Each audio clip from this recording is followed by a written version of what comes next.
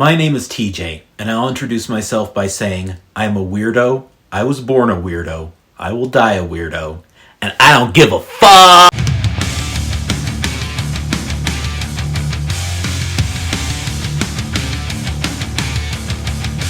I spent way too much of my life trying not to be a weirdo that it nearly broke my brain and my spirit, and if I ever hope to have a functioning nervous system again, I'll have to go completely feral in my weirdness. But to understand that, a little bit about me. I was born in 1983, and even before I started elementary school, my pediatrician amusedly remarked that if I didn't talk so fluently and read so well, they would have thought I was autistic based on some of my behaviors. Hand flapping, rocking, spinning, etc. Fortunately, my parents thought, the pediatrician said that autism was entirely ruled out by the fact that I had no deficits in either the reading or talking category. In fact, I was having fluent conversations by the time I was a year old, and I started reading when I was only 2.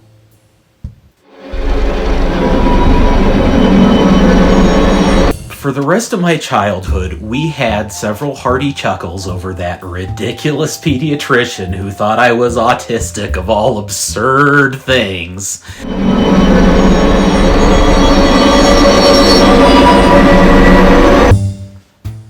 In spite of receiving a label of gifted at a relatively young age, my life did not go smoothly. I won't trauma dump with the details, but I spent literal decades being shuffled from one ill-fitting diagnosis to another and medicated by a sort of dartboard roulette of trial and error that had horrifying consequences for my body.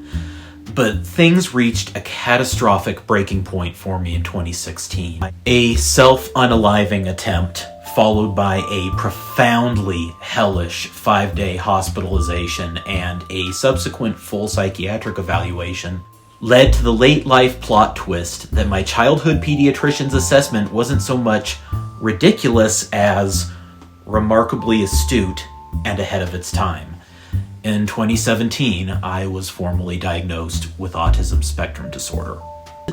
You see, when the pediatrician observed those traits, it wasn't just well before the folding of what was at one time called Asperger's into the broader umbrella of autism spectrum disorder. But even Asperger's wasn't yet listed in the contemporary edition of the DSM. Asperger's syndrome wasn't even introduced until the DSM-4 in 1994, and wasn't subsequently folded into the ASD umbrella until the publication of the DSM-5 in 2013.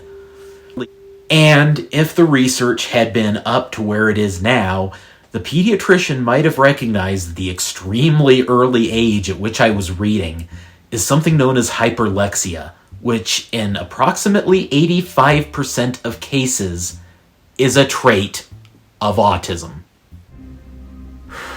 A lot of you are probably familiar with the lifetime of social isolation, bullying, failing to meet expectations, shuffling diagnoses, constant shifting medication treatments with unbearable side effects, invisible trauma, and perpetual misunderstandings that come with a late-in-life autism diagnosis.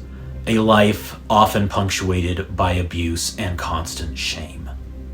In the immediate years after my diagnosis, I was stuck in a living situation with family members who were inadvertently forcing me to mask 24/7. But this was also before I had even heard the term masking, and I didn't consciously understand what I was doing. I did, however, know that I was being passive-aggressively punished when I showed what were perceived as visible signs of autism. And apart from having a diagnosis and a vague understanding of auditory processing disorder and a disconnect between processing ability and processing speed, I understood generally very little about how my neurology actually operated. Unlike people who come to the identification on their own that they're autistic through years of accumulated research before even approaching a medical professional for evaluation, the unfairly maligned self-identified among us, I didn't get to have a real period of self-discovery before the diagnosis was handed down. As a result, I got this information with no real accompanying understanding of everything that it means. I was handed a stack of books, most of them written by neurotypical doctors entirely describing autism based on outside perceptions, and told to basically just figure things out on my own. To cap this all off, the family members I was living with invalidated and generally refused to allow me to communicate anything I did learn about the way my mind operated, dismissing issues I brought up as making excuses to have meltdowns. And so many years of misunderstandings had accumulated to the point that reflexively nothing I said was listened to, and the outside perception of me had to stand, and everything I said about my internal experience that didn't fit with the perception of those around me was dismissed as an outright lie. And as a result, nearly everything I said was dismissed as an outright lie.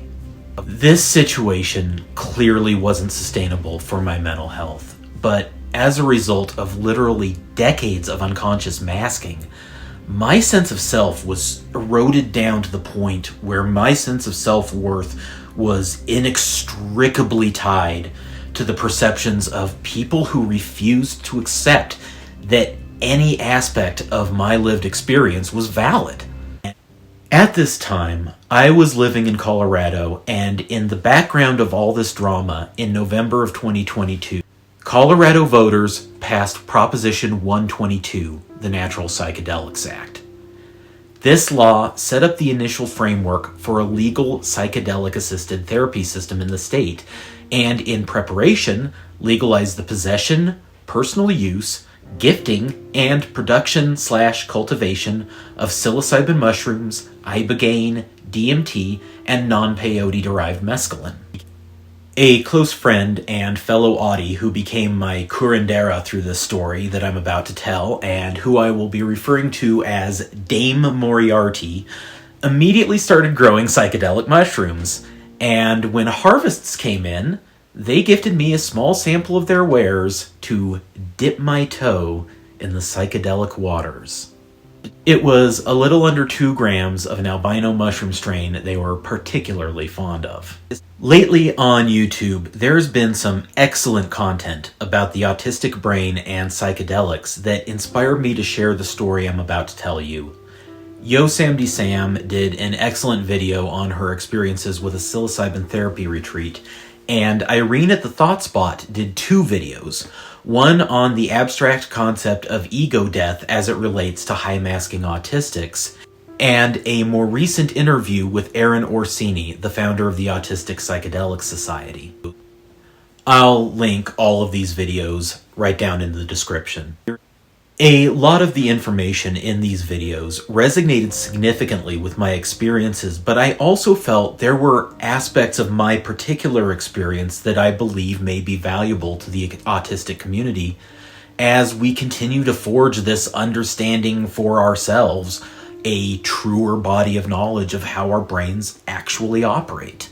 And before we get into it, I'm not looking to glorify the use of illegal drugs. Remember, everything I was doing was and remains legal in the time and place this happened, and you should never do anything just because somebody on the internet did it.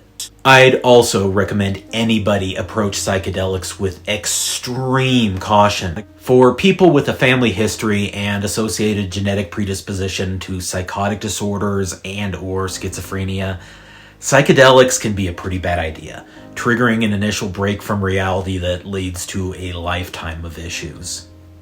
Also, while there can be tremendous therapeutic potential in psychedelics, they have to be used with intention, personal research, and with a careful cultivation of the mindset with which you approach them.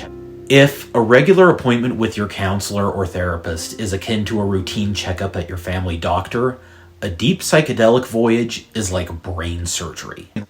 It's big. It can change your life. It can wreck your soul. The mushrooms may confront you with things about yourself that you don't like, and that can be heavy.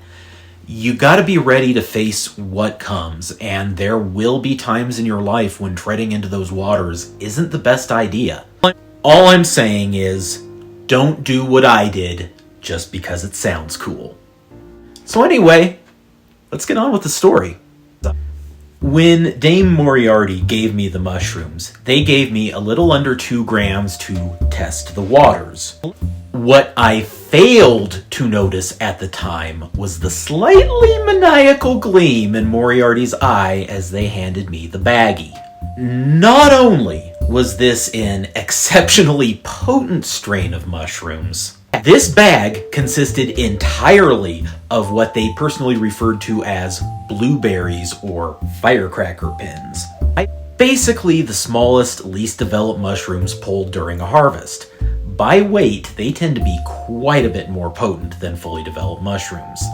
They knew this as they were giving me a small baggie to dip my toe in. Moriarty then gave me advice on how I should consume them that will have any experienced psychonauts laughing at my naivete. They told me to finally grind the dried mushrooms and then soak them in lemon juice for 20 minutes, adding the slurry to ginger tea and then drinking it down. Dame Moriarty was very stealthily setting me up for a pretty explosive journey into the unknown. And they will always have my gratitude for this sneaky act. I waited for a day that I didn't have any pressures on me. I had trip sitters on hand to stay out of the way and assist if requested. Ironically, the same family I so carefully had to mask around, but that's many different stories for many different days. And I went into the endeavor fully intending to work on whatever heavy shit came up and confront it head on. I had seen How to Change Your Mind on Netflix and listened to the lectures of Terence McKenna to try to approach this intentionally and intelligently and be as prepared as I could be for whatever was going to happen. So I prepared the mushrooms in accordance with Moriarty's instructions and consumed them. The lemon juice treatment basically allows for a very rapid and much stronger onset, and before I even finished drinking the whole cup of tea, I could start feeling the body high of the mushrooms. It was like slipping into a warm bath, and any anxiety I might have had going into the experience just melted away entirely. Within 20 minutes, visual effects started to become very apparent with the walls appearing to breathe, and within about 40 minutes, carpets were erupting into a kaleidoscope of dancing fractals that evoked patterns in Aztec art and almost seemed to have capillaries with fluids running through them. Popcorn ceiling texture appeared to flow like water down a pane of glass in a rainstorm. It was mesmerizing and beautiful. Through all of this, I was feeling every emotion in the spectrum, going from hysterical laughter to deep, heaving sobs, and all of it felt super cathartic. Less than an hour in, the walls literally seemed to start melting. I always thought that was just a cliche, not an actual visual effect of psychedelics. Around that point, it was getting overwhelming, and I decided to lay down and turn the lights off and go the rest of the way in silent darkness in accordance with the McKenna method. And I was just sent out there. There is a point where language fails, and we have reached it. So from here on out, know that what I'm saying is a very feeble metaphor for what I experienced over the next 2 hours, translated through the impossible constraints of the English language. I felt entirely disassociated from my body, and my mind was in another place, a completely incorporeal realm. Okay, if I could compare it to anything, if you've seen Season 3 of Star Trek Picard, you know that blue ethereal place in Episode 8 where the mind of Data absorbed the mind of Lore and was reborn in the new body? Yeah, it was kind of like that. And I wasn't alone in this intangible space. There was a voice that nothing in my logical experience and knowledge or belief structure can adequately explain, because it truly felt separate from my mind in a way that people in dreams do not. And this voice spoke to me in a shticky, affected impersonation of Terence McKenna. It was utilizing some of his aphorisms and his idiosyncrasies, but also simultaneously affectionately making fun of McKenna, as if to drive home to me how little that revered guru of the mushroom was able to actually convey of the experience of taking it. The McKenna mushroom being led me to meet some individuals it had gathered and sat me down to have a frank discussion with them. And there, split off from me, were three beings that I intuitively understood to be the facets of my psyche. There was my ego, my superego, and my id. My superego was full of fascinating ideas and interrogated my understanding of what it is to have an analytical mind. A part of me was questioning if I was fully surrendering to the experience, because that part of me was also studying and examining and interrogating the experience through the mind of a scientist. And my superego said, no, there are things about our nature that we fundamentally cannot change. You have an inquisitive mind, a curious mind, a scientific mind. It's fundamental to the way that you perceive and interpret the world through a lens of details. The only way you can turn that off is to die. If you aren't curious, why are you even having this experience in the first place? It's like the superego was giving me permission to study the experience the way I naturally am inclined to do, essentially saying to me, you are here on your own terms. Then I turned to my id. He was a weird fucking dude, I'm not gonna lie. The less said about him, the better. I'm not feeling the need to elaborate. Moving on! When I turned to my ego, however, he didn't really have anything to say. There was hardly anything there. It was as if I was trying to interact with a being made out of vapor. My superego and id were visible and distinct and present, but my ego felt like it was half in, half out of the world, and it barely responded to anything I asked, trying desperately not to be seen or perceived in any way. At this point, I turned to the McKenna mushroom being and said, "What happened? Why is he like this?" And he basically said, "Well, son, that's your department to figure out. I just make the introductions around here." And from there, my mind withdrew from this space and gradually came back into my body. In the days immediately after the trip, my mind felt much more at peace than it had in years, and more connected to the sensory experiences of my body than it maybe ever had. And while I hadn't reassembled the full experience in my mind, and I didn't understand it entirely, I intuitively knew that a neural connection had been cut, and that was the connection between how my family perceived me and how I actually understood myself to be. Anybody who has initiated the unmasking process after a late-life autism diagnosis will immediately understand how crucial severing that neural connection was. In the months following this experience, I began to learn about masking and understood what I had been unconsciously doing to my nervous system my entire life as a trauma response.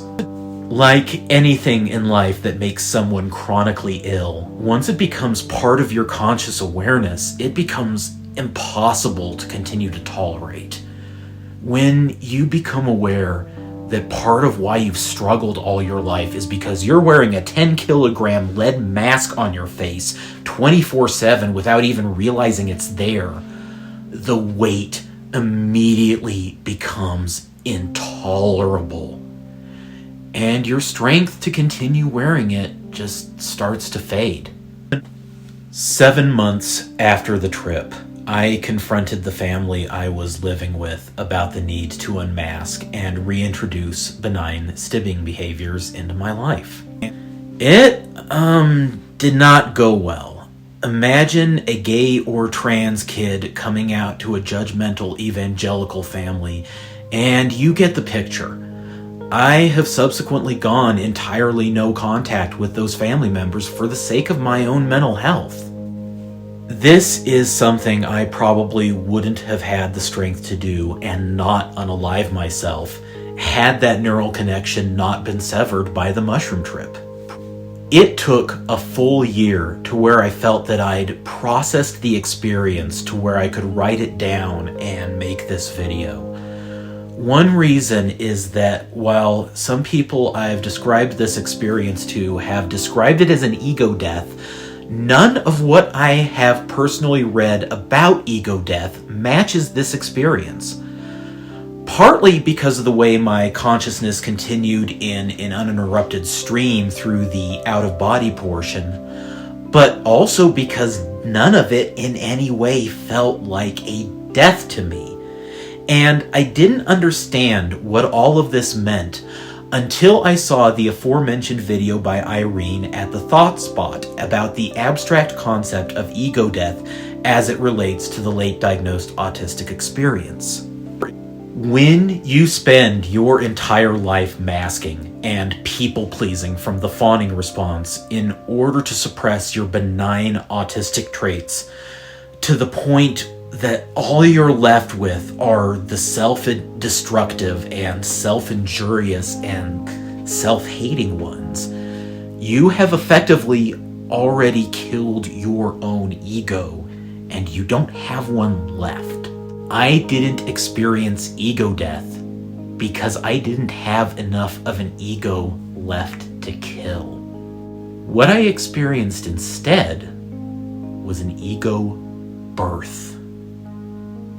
By severing that neural connection between how others perceived me and how I perceived myself, a seed was planted that allowed the beginning of a healthy ego to grow. But that ego wasn't going to be able to wear a mask because that ego was for me. It wasn't a construction I had built for anyone else. And as a result, the mask just didn't fit anymore. I had to learn to be who I am and follow the natural rhythms of an autistic brain and body and learn to work with my neurology rather than against it. That was the beginning. As many psychonauts say, you can't just eat the shrooms, you also have to do the deep internal work to process and understand the message. Right now, I'm doing the hardest work of my life to understand the needs of my nervous system, but I feel more confident in that task because of that deeply wired connection in my perceptions having been severed by this extremely powerful and cathartic and profoundly beautiful experience. But like I said, it's taken me a year to fully process this to the point that I'm able to give you a coherent version of it. There are facets of it that I don't believe I'll ever be able to fully process or fully communicate to anyone simply because language and the human mind aren't up to task. So that's my story. Again, don't do anything just because you heard someone talk about it on the internet, and know that if you do tread into the psychedelic oceans, you might be chewing on what you find there for the rest of your life. Before I go, I want to thank the following YouTubers who have inspired me and or given me direct encouragement and remote friendship that has given me the strength to make this video, and without whom this wouldn't have happened. I want to specifically thank Mike from Autistic AF, Jen from Neurodivergent, Katya the Yachty Artist, Lauren from Spicy Autistic, and Claire from Woodshed Theory. I also, as always, want to thank my dear friend, Dame Moriarty. You know how much you mean to me. Stay feral, friends.